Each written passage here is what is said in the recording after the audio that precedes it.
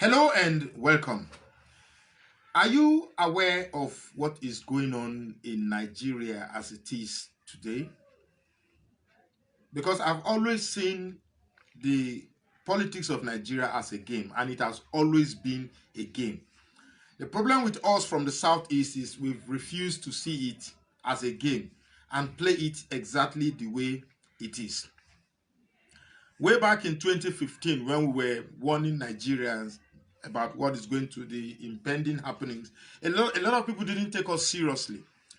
People felt we were just, excuse me, we were being sentimental. I know of people who said perhaps maybe we are corrupt or have stealing tendencies in our blood. That's why we were not supporting the current administration. But we knew better because experience, they say, is the best teacher. Now, let me tell you what is going on. A lot of you don't know what is going on. First, when Goodluck Jonathan came, the whole plan of the Islamization process was derailed, was totally derailed, with churches in Aso Rock, church program being aired on television program for everybody to see. Before the advent of Goodluck Jonathan or Obasanjo, you could see our NTA or our television broadcast is always Babariga.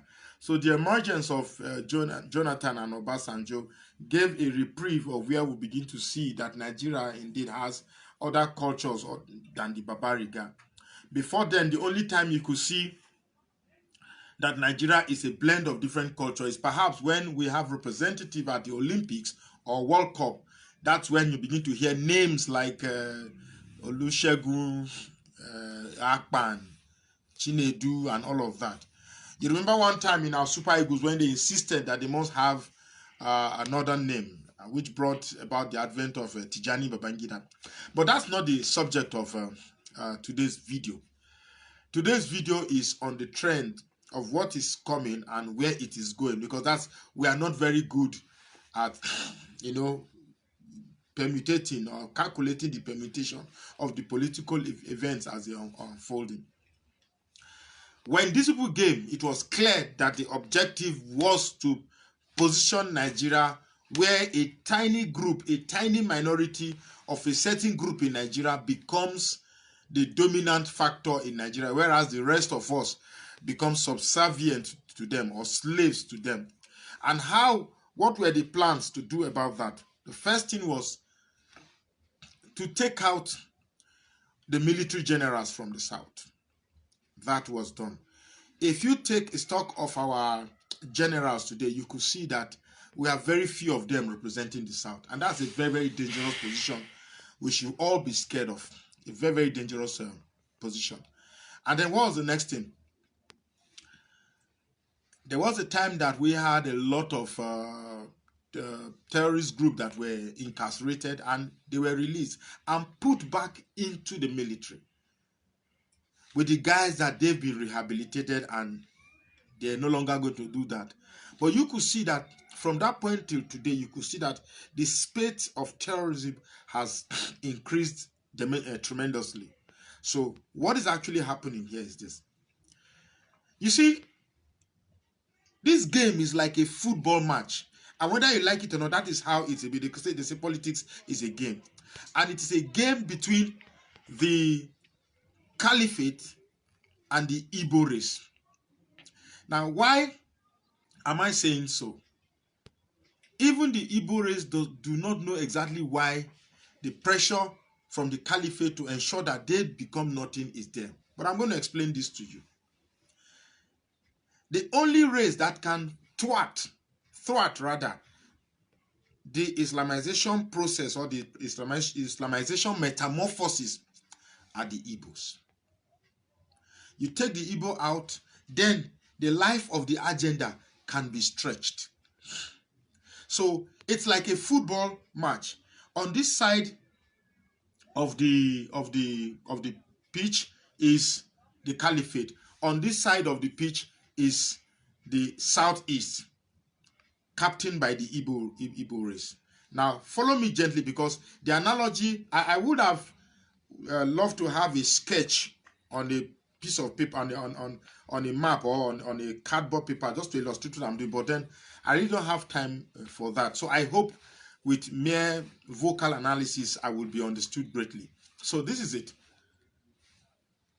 And then we have a referee in the middle, and the referee is the Yorubas. The middle belts are the spectators. And you know, in every football match, spectators would like to cheer the winning team. Now, what we have right now is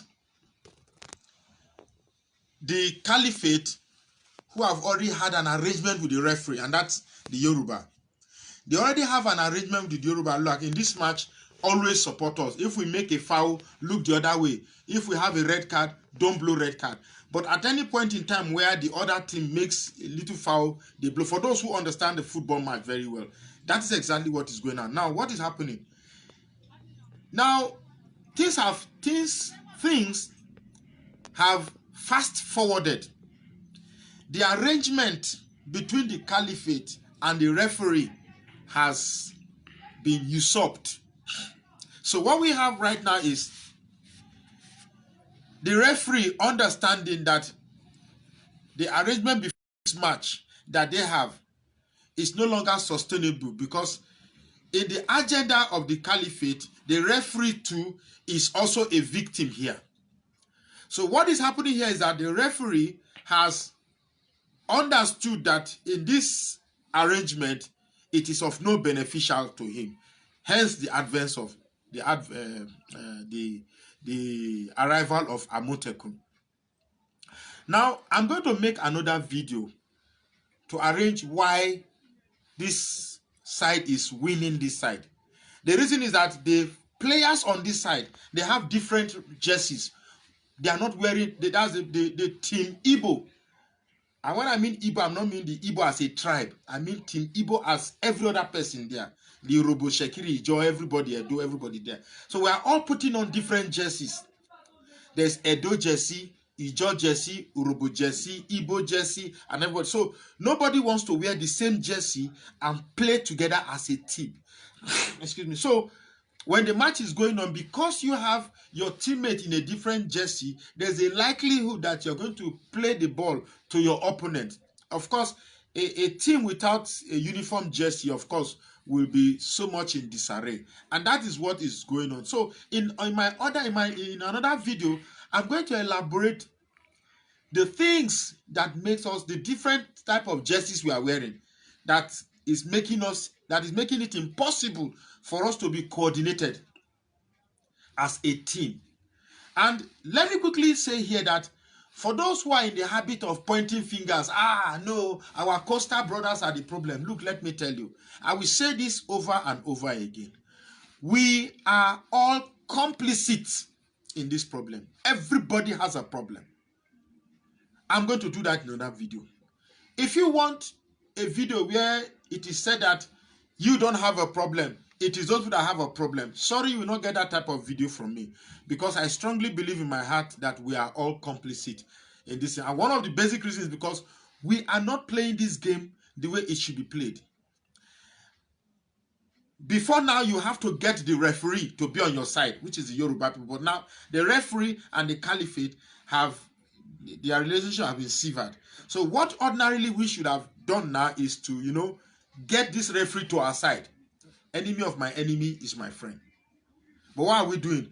It's like we still enjoy the picture of having different jerseys on our own side of the football pitch.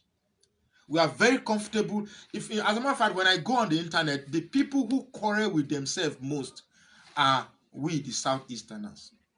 I hardly see any quarrel between North and South. It is we. So it has gotten to a point whereby we enjoy it. But this video in particular is targeted at something that I've noticed. Now, when Amotekun came, of course, the immediate reaction was a complete rejection from the Caliphate, that they don't want it. And many abductions were propounded that it's going to threaten the unity of Nigeria, as if there was any unity in the first place. It's going to threaten the unity of Nigeria. Now, the unity of Nigeria is non-negotiable, with a statement that is most times laughable to me. You get me? So there was an immediate attempt to reject it. Now it is becoming very clear that Amotekun has come to stay, which I honestly pray it comes to stay, and I believe it has come to stay. That is the first block of pulling the influence of the caliphate down, Amotekun. So what do we do? I think the thing we should do is to begin to pull the other blocks out. And how do we need to pull it out? Now, what is happening from the... You need to watch the transition of the reaction from the caliphate. Their first reaction is to massively reject it. That has failed. Now, if you've been watching the news, you could notice that they've come up with Operation Shege Kapasa. Shege Kapasa. A security outfit to replace Amotekun, in the like of Amotekun, sorry. Now, you need to understand how these people think. You need to understand how they think. And you can only get that from what they churn out from them. What is Shege Kafasa? Let's take the word. Shege in Hausa means bastard. Kapasa means you have given up. Now, if you add Shege Kapasa, that means bastard, you have given up. You could see a name like that is more out of anger, frustration, desperation, and mischief. Because I wonder how you will give a security outfit the name Shege Kapasa, bastard, you have given up. What does that mean? It absolutely relates to nothing. It has no security nomenclature. It has no nomenclature that is in consonance with the realities on ground vis-a-vis the security challenges that we have. So that too is funny, because you cannot be setting a security outfit for the insecurity that you are responsible for. I hope you get me. Let me repeat that again. You are setting up a security outfit for the insecurity you are responsible for. Makes no sense to me. The only thing you can do to put security for is to stop the insecurity that you are responsible for. Then we'll have security everywhere. You are responsible for the caliphate. You can use any kind of English to circumvent or circumnavigate the truth. But the truth still remains that the core north is responsible for the insecurity that we find ourselves. So, the only way, the best insecurity you can be establishing now is to simply stop it. Say, Operation, we have decided to stop insecurity. That is the one you should be selling us, not Operation Shege Kapasa, Operation Bastard. You have stopped. What does that mean? So the next move that they are coming up with now, which is the very purpose of this video, is the constitutional review by the Senate. If you are watching the Senate, clearly you can know that the leadership of the Senate is loyal to the leadership of the Federation and leadership of APC.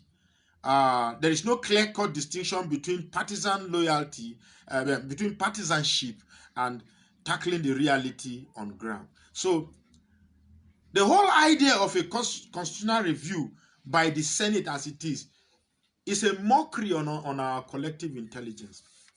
It's a huge mockery on our collective intelligence. And to my Eastern brothers, for anybody subscribing to that, even though they will tell you that my brother Chief Omar Gege is the what is it again, chairman of that committee, it is still a huge joke, because these are people that cannot raise a finger to tell the commander-in-chief that you are wrong here and we need to change this. They are not the people who can do that. So what kind of constitution will you be expecting from this kind of setup?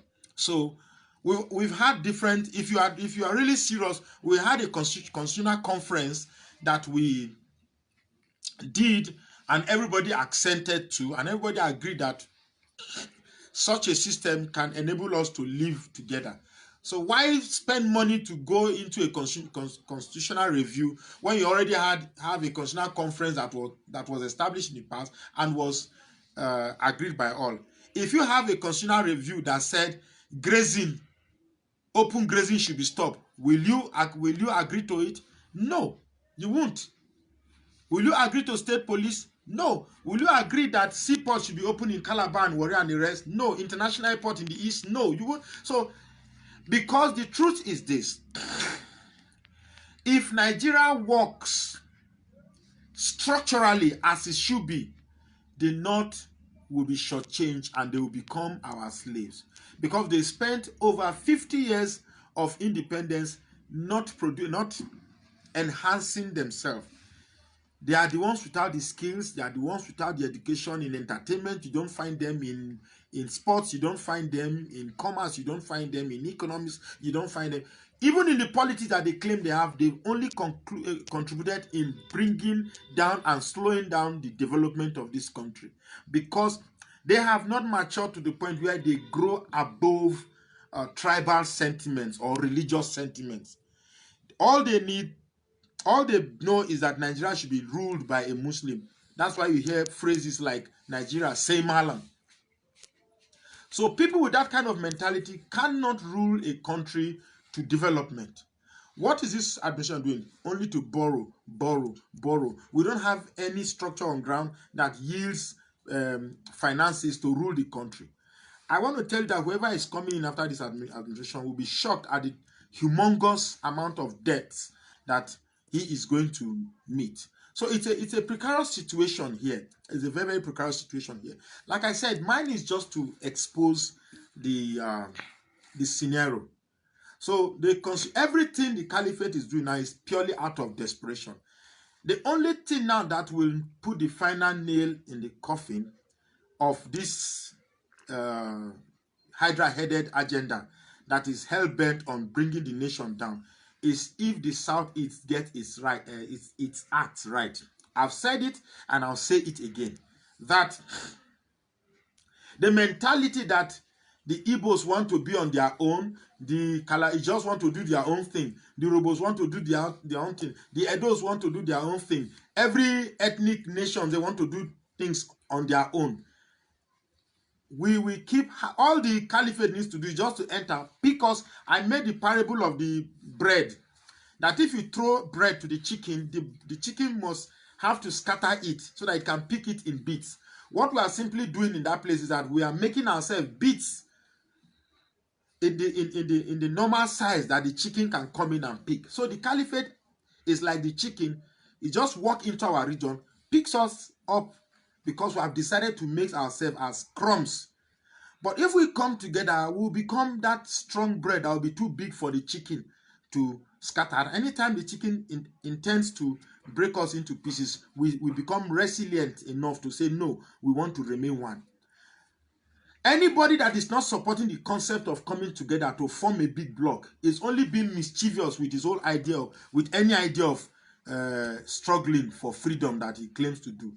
Whatever struggling you are doing in that region, if it does not contain the concept of unity among tribal nations in that region, you are a hypocrite, and God will call you to answer for your hypocrisy. I'd like to say thank you very much. My own job is just to reveal the common sense that we need to have and get ourselves into this terrible mess. Thank you very much.